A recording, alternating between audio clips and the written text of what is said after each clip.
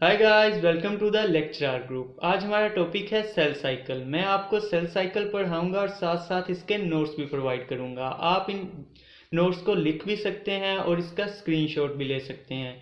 ये बहुत ही short note हैं, तो आपको पेपर में याद करते हुए जस्ट आप इनको देखेंगे तो आपको बाकी इनसे रिलेटेड पॉइंट्स याद आ जाएंगे और आप वो लिख सकते हैं।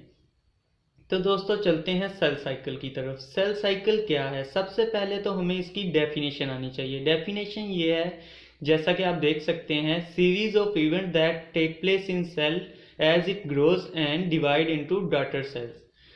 तो वो वाले ये इवेंट्स हैं जिनसे सेल गुजरता है जब वो ग्रो करता है और डिवाइड होता है। तो वो वाले जो है प्रोसेस, उसको हम कहते हैं सेल का साइकिल।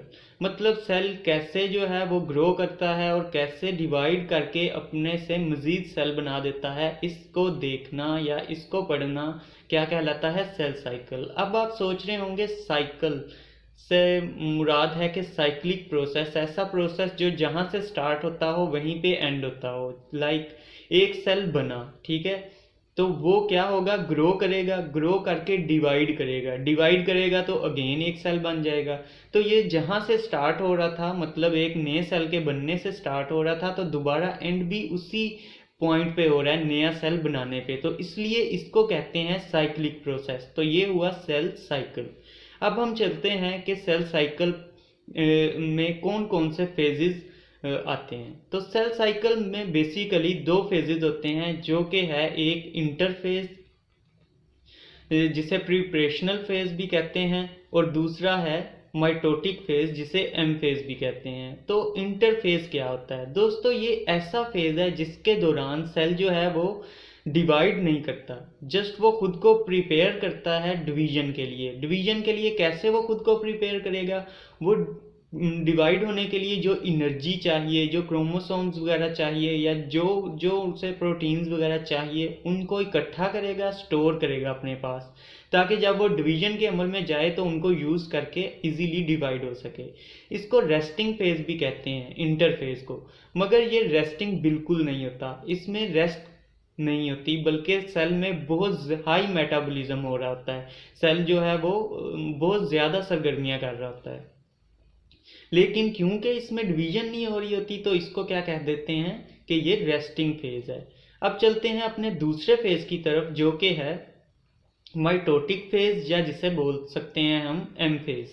ठीक है, तो एम फेज में क्या होता है? एम फेज में होती है माइटोसिस जी। तो माइटोसिस में सेल जो है वो डिवाइड करके दो सेल्स बना देता है। ठीक है, तो अब हम इन दोनों फेजेस को आपस में जो है वो कंट्रास्ट करके देखते हैं कि इनमें क्या डिफरेंस है। जो इंटरफेज है वो बहुत लॉन्ग फेज है। ठीक है, 90% टाइम जो है वो सेल अपना इंटरफेज की हालत में गुजारता है। मतलब कि वो उस दौरान जो है वो डिवीजन नहीं कर रहा होता, बल्कि डिवीजन के लिए जो सामान है वो इकट्ठा कर रहा होता है। ठीक है, जबकि माइटोसिस में जस्ट 10% टाइम लगता है। एक सेल की अगर हम लाइफ देखें तो जस्ट 10% टाइम में माइटोसिस का अमल हो जाता है, जबकि इंटरफेज में 90% टाइम वो इंटरफेज की हालत में रहता है। तो इंटरफेज के अंदर जो है वो इंटरफेज एक बहुत बड़ा, जैसे कि आपको बताया, टाइम पीरियड है। तो उसको मज़ीद जो है वो आगे डिफरेंट फेजेस में तोड़ा गया है। जैसे कि सबसे पहली है G1 फेज, फिर आ जाती है एस फेज, फिर आ जाता है G2 फेज, और फिर G0 फेज। ठीक है, इन फेजेस में डिफरेंट डिफरेंट काम होते हैं कि हर हर फेजेस में, वो हम अभी आगे डिस्कस करते हैं डिटेल के साथ। इसी तरह जो माइटोसिस है उसमें भी फेजेस होते हैं, वो भी एक जो है वो काफ़ी लंबा प्रोसेस है। तो उसमें कौन कौन से फेजेस होते हैं? दो जो हैं वो बहुत इंपॉर्टेंट है, एक है कैरियोकाइनेसिस और एक है साइटोकाइनेसिस। कैरियोकाइनेसिस में क्या होता है? कैरियो मतलब न्यूक्लियस, न्यूक्लियस का टूटना जो है वो कैरियोकाइनेसिस होता है, जबकि साइटोप्लाज्म का टूटना वो क्या होता है? साइटोकाइनेसिस। तो कैरियोकाइनेसिस पहले होती है, फिर होती है साइटोकाइनेसिस। मतलब पहले दो न्यूक्लियस बनते हैं, फिर दो सेल बन जाते हैं। तो कैरियोकाइनेसिस में भी आगे पी मैट होता है। पी मैट मतलब ये भी स्टेजेस हैं 4। पी से पैराफेज, फिर एम से मेटाफेज, फिर ए से एनाफेज, टी से टीलोफेज। तो इसको याद रखने के लिए सीक्वेंस है पी मैट। ठीक है, अब हम जो हैं वो चलते हैं जो इंटरफेस की तरफ। अब हम इंटरफेस को ज़रा डिटेल से देखते हैं। तो इंटरफेज में क्या होता है, सबसे पहला जो फेज है उसे कहते हैं G1 फेज। ये स्टार्ट कब होता है, जैसे ही कोई न्यू सेल बनता है तो वो किस फेज में चला जाता है, G1 के फेज में। ठीक है, G1 फेज में क्या होता है, एक तो वो प्रोटीन्स इकट्ठे करता है, ठीक है, दूसरे वो सेल्स की ऑर्गेनेल्स को बढ़ाता है। ठीक है, वो प्रिपरेशन कर रहा है ना कि सेल डिवाइड के लिए, तो वो अपने अंदर जो है वो बहुत सारी ऑर्गेनेल्स बढ़ाता है, जैसे कि बहुत सारे राइबोसोम्स पैदा कर लेगा, माइटोकॉन्ड्रिया पैदा कर लेगा ताकि एनर्जी ज़्यादा आए, राइबोसोम से प्रोटीन ज़्यादा बने।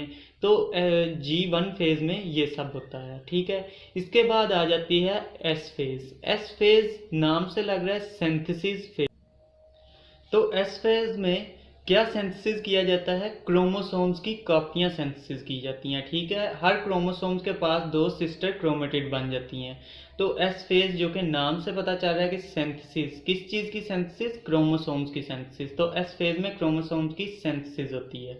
फिर जो है वो सेल जो है वो नेक्स्ट फेज में चला जाता है, जो कि है G2 फेज। G2 फेज में क्या होता है, G2 फेज में ऐसे प्रोटीन्स बनाए जाते हैं जो कि सेल की डिवीजन के वक्त उसके काम आते हैं, जैसे कि स्पिंडल फाइबर्स प्रोटीन जो हैं वो सेल के क्रोमोसोम्स को ऑपोजिट एंड पे खींचती हैं सेल डिवीजन के वक्त, तो वो वाले तैयार किए जाते हैं G2 फेज में। और भी मज़ीद इस तरह के प्रोटीन जो कि सेल तब इस्तेमाल करेगा। तो इसके बाद जो है वो सेल माइटोसिस की तरफ मूव कर जाता है, क्योंकि उसके पास सारा सामान जो है वो इकट्ठा हो गया है, अब वो अपनी डिवीजन कर सकता है। लेकिन कई बार कुछ सेल्स जो हैं वो माइटोसिस करने की बजाय वो जो हैं वो रेस्टिंग फेज में चले जाते हैं, जिसको कहते हैं G0 फेज। ठीक है, G0 फेज में जो है वो सेल कुछ देर, कुछ जो हैं वो हमेशा के लिए चले जाते हैं, मतलब वो कभी जो हैं वो रेप्लिकेट नहीं करते। ठीक है, और कुछ सेल जो हैं वो कुछ टाइम के लिए चले जाते हैं G0 फेज में, कि अभी हम जो हैं वो सेल डिवीजन नहीं करेंगे लेकिन कुछ टाइम के बाद करेंगे। ठीक है, तो इनकी एग्जांपल्स में न्यूरॉन्स जो हैं वो आ जाते हैं, वो जो हैं वो डिवाइड नहीं करते। ठीक है, इसके बाद जो है अब हम इसकी डायग्राम से इसको देखेंगे सेल साइकिल को, ताकि हमें सही से समझ आ जाए। ये आप देख सकते हैं डायग्राम, जिसमें कि एक सेल है जिसका G1 फेज से स्टार्ट हुआ है। ठीक है, उसने जो है वो एनर्जी वगैरह इकट्ठी की, प्रोटीन्स बनाए, अपनी ऑर्गेनेल्स को डुप्लीकेट किया, फिर वो चला गया एस फेज में। एस फेज में उसने सिंथेसिस की क्रोमोसोम्स की, और जो है वो फिर नेक्स्ट फेज यानी कि G2 फेज में चला गया। G2 फेज में जो है उसने डिवीजन की तैयारियां की, मतलब उसके लिए उसे जो जो प्रोटीन्स या जो जो चीज़ें चाहिए थी डिवीजन के लिए वो उसने अपने पास पूरी कर ली। ठीक है, उसके बाद वो देखें आप चला गया किसमें, एम फेज में, जो कि माइटोसिस का फेज है।